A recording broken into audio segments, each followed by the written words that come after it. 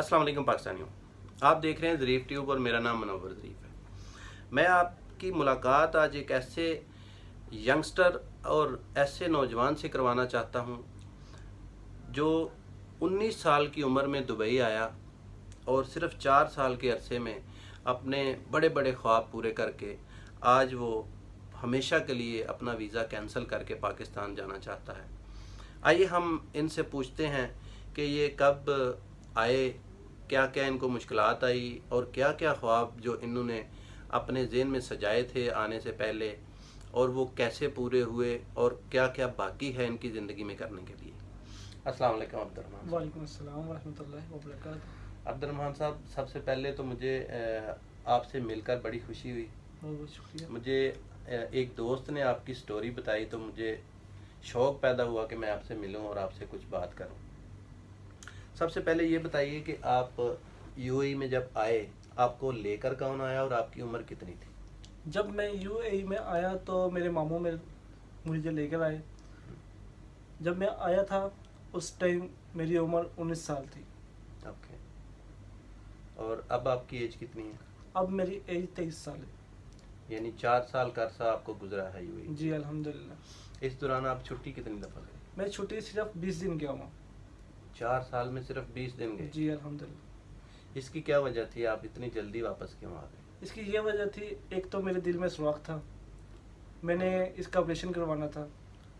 दूसरी ये वजह थी कि मैंने अपने आप को बिल्कुल मजबूत करना था। ओके, तो दिल का इलाज आपने पाकिस्तान से करवाया कि इधर से करवाया? नहीं, पाकिस्तान में गया था लेकिन उधर मुझे अच्छा नहीं लगा, मैंने वापसी आके इधर ही करवाया।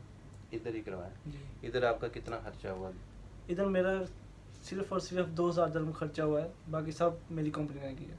माशाल्लाह। आप जिस कंपनी में काम करते हैं उसकी बात भी आपसे करेंगे, लेकिन उसके बाद आपने पता चला कि आपने उम्रा भी किया है। जी अल्हम्दुलिल्लाह। जब मैं आया था उसके 1 साल बाद मैं उम्रे पे चला गया था। वाह, ये तो बहुत बड़ी सादत है। अल्लाह पाक मज़ीद भी आपको हिम्मत दे और आप हज भी करें और भी उम्रे करें और आपके वालिदैन को भी अल्लाह तौफीक दे। अच्छा रहमान साहब, मुझे आपके दोस्त ने बताया है कि आप जब इधर आए थे तो आप रोते थे वाशरूम में जाके, या जहाँ भी कहीं आपको मौका मिलता था आपको बहुत रोना आता था? देखिए, मैं प्रदेश में पहली दफ़ा आया था, मुझे प्रदेश का पता नहीं था। तो जब मैं प्रदेश में निकला, इधर आके देखा, मैंने सिर्फ एक नाम सुना था दुबई का। नाम सुनने के साथ साथ मुझे शौक़ हो गया, मैंने भी दुबई जाना है। जब मैं दुबई इधर इंटर हुआ दुबई में, जब मैं रूम में आया तो फिर मुझे मालूम चला कि दुबई क्या चीज़ है। ये मैं कहाँ फंस गया हूँ, ये मैं कहाँ पे फंस गया हूँ। फिर मैं जब ड्यूटी पे गया तो एक ड्यूटी बहुत लंबी थी, मैंने इतनी लंबी ड्यूटी नहीं की थी। उसके बाद कुछ जब आदमी नया नया आता है उसको थोड़ा सा उसका दिल भी नहीं लगता, टेंशन भी होती है। उम्र भी छोटी थी, उम्र भी मेरी छोटी थी, तो मैं इस वजह से, जगह तो कोई और नहीं थी, अगर सबके सामने रोता तो फिर ये अच्छी बात नहीं थी। फिर वॉशरूम में जाके वो आपके दोस्त बता रहे थे कि आपकी मशीन जो, नाज़रीन आपको यहाँ ये भी बताता चलूँ कि ये दोस्त जो हैं हमारे, ये टेलरिंग का काम करते हैं, दर्जी का जिसको आप कहते हैं। तो एक फैक्ट्री में काम करते हैं जहाँ पर 400 के लगभग आदमी काम करते हैं। तो मुझे इनके दोस्त ने बताया कि इनकी मशीन जो है सबसे आखिर में थी और ये अपनी मशीन पर बैठकर काम करने की बजाय रोते थे। क्या जी ऐसा ही है? जी बिल्कुल ऐसा ही है। जब मैं नया नया आया था, तकरीबन 3 से 4 दिन हुए थे, मेरा दिल नहीं लग रहा था, एक दूसरा मुझे काम की परेशानी थी, तो इस वजह से मैं बहुत ही उस टाइम रोया था। आप जिस कंपनी में काम करते हैं वो आपको सैलरी टाइम पर देती थी? जी अल्हम्दुलिल्लाह। जिस कंपनी में मैं काम करता हूँ, सैलरी तो टाइम पे, बहुत ही टाइम पे मिलती थी, लेकिन उस कंपनी से मुझे तकरीबन 8 से 10 लाख का फ़ायदा हुआ। माशाल्लाह। और आपके दोस्त बता रहे थे कि आपने एक प्लाट भी लिया है पाकिस्तान में? जी अल्हम्दुलिल्लाह। मैंने पाकिस्तान में एक प्लाट लिया है, वो तकरीबन 8,50,000 रुपये का लिया था। अगर अभी मैं उसको बेचूं तो मुझे 15 लाख रुपया मिल रहा है।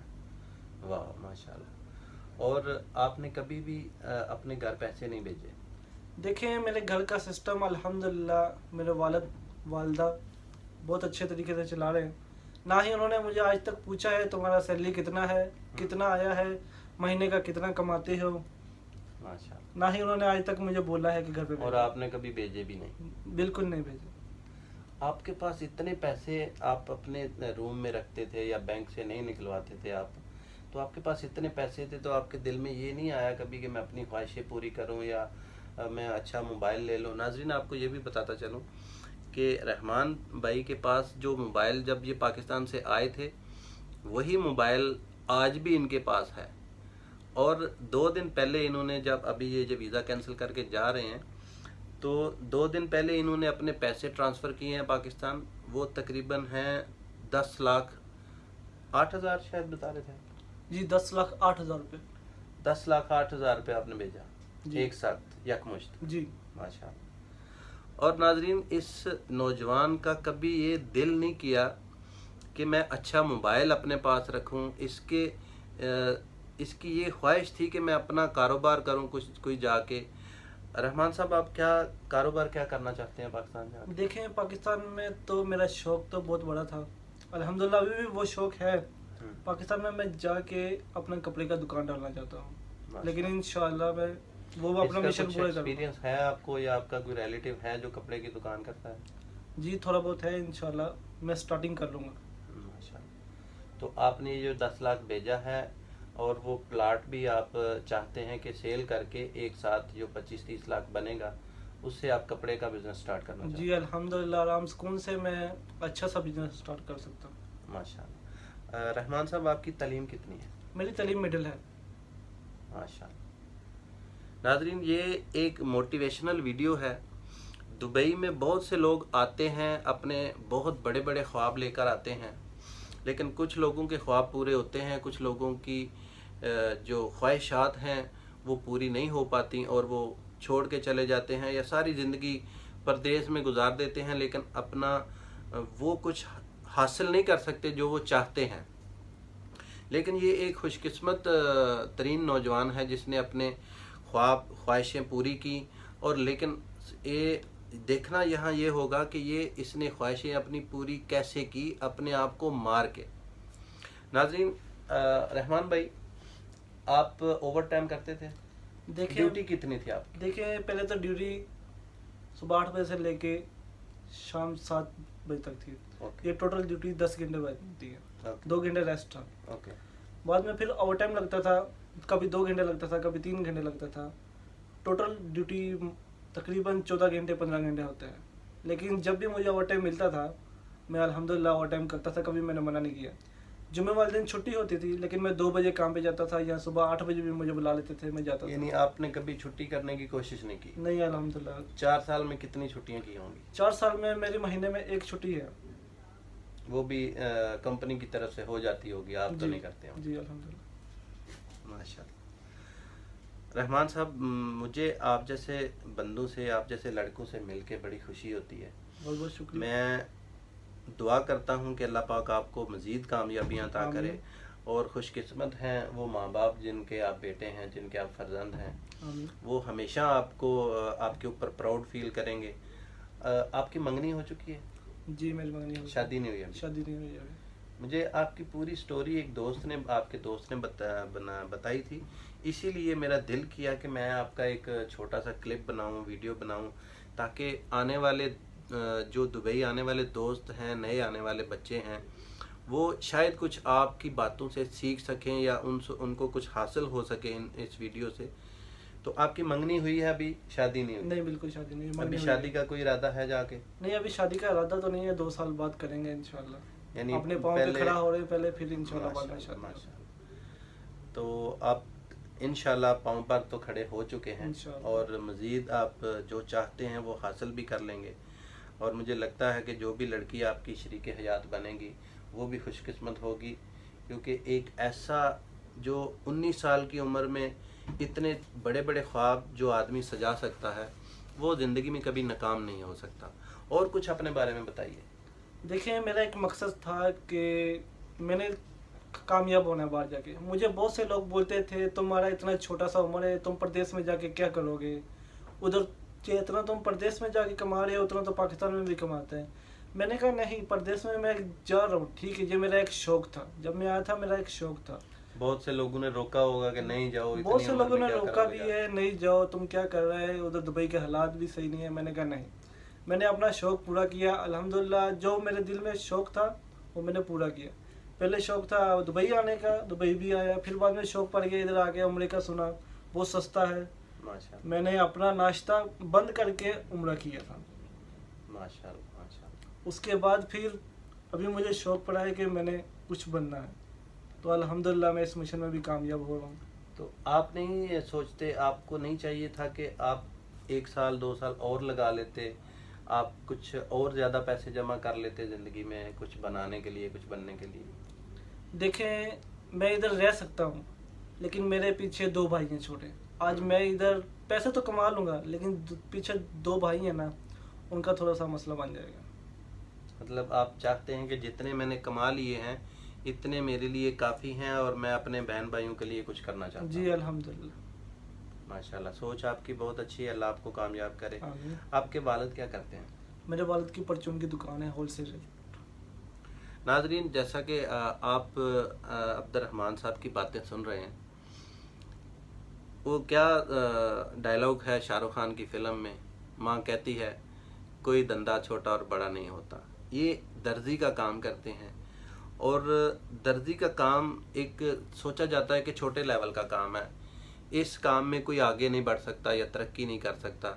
ये देखिए जिंदा मिसाल आपके सामने है, एक टेलर का काम करने वाला लड़का इतना बड़ा ख्वाब सोचता है कि मैंने कपड़े की शॉप बनानी है। वाह, अल्लाह आपको ज़रूर कामयाब करे। और कुछ इधर के कंपनी में, जिस कंपनी में आप काम करते थे, मतलब अभी तो आप जा रहे हैं, तो वहाँ के कुछ मसाइल, वहाँ आपके जो कलीग थे आपके साथ क्या बिहेव करते थे? देखें, सबसे पहले तो जब मैं कंपनी में आया था मुझे कुछ मालूम नहीं था, कुछ भी मालूम नहीं था। तो इधर एक मैनेजर था, क्वालिटी मैनेजर मंजूला, श्रीलंका का था। अल्हम्दुलिल्लाह उसने मुझे बहुत सपोर्ट किया है। जब मैं रो रहा था इधर, तो उस टाइम में उस मैनेजर ने मुझे अपने पास बुला के बोला क्या बात है, क्यों रो रहे हो? मैंने कहा एक तो मुझे काम की परेशानी है, दूसरा मेरे दिल नहीं लग रहा। आगे से उसने मुझे जवाब दिया, तुम रोना नहीं है, तुमने कुछ मसला है, कुछ मसाइल है, आपको परेशान होने की जरूरत नहीं, आप मुझे बताइए। उसने मतलब आपकी बहुत हेल्प की? जी अल्हम्दुलिल्लाह, 4 साल उसके साथ मैंने गुजारा। आप जो जिस कंपनी में आप काम करते हैं, उनके जो ऑनर हैं, उनके बारे में आपके क्या ख्याल हैं? देखें, हर कंपनी में मुश्किलात होती है। जो मेरे साथ थे कुछ चले गए हैं, कुछ हैं जिनके साथ मैं खाना खाता था बैठ के, जिनको मैं अपने भाइयों की तरह समझता था, वही मेरे दुश्मन बन गए। जब मैं ओवर टाइम लगाता था, पीछे से मेरे मुंह पे तो नहीं बोलते थे लेकिन पीछे से बोलते थे रहमान को पैसे की हवस है, रहमान सुबह 8 बजे ड्यूटी पर जा रहा है, जुम्मे वाले दिन रहमान 2 बजे ड्यूटी पर जा रहा है। लेकिन मैंने आज तक उनके साथ कुछ बात नहीं की, तुम लोग ऐसा क्यों बोल रहे हो, वो क्यों? खुद हड हराम होंगे ना। देखें, खुद तो सोते हैं, किसी को कमाने नहीं देते, ये बात है। तो आपने कभी ओवर टाइम भी नहीं छोड़ा था? ओवर टाइम तो मैं खुद ढूंढ ढूंढ के लगाता था, ओवर टाइम की मुझे मुश्किल नहीं, क्योंकि मैं अपने बहन भाइयों को, अपने माँ बाप को छोड़कर मैं प्रदेश में पैसे के लिए आया, पैसा कमाने के लिए आया। अगर मैं इधर आकर रूम में सो जाऊंगा, मुझे क्या फ़ायदा आने का, मेरा बहुत टाइम ज़ाया हो जाएगा फिर तो। ये बात तो सही है जी।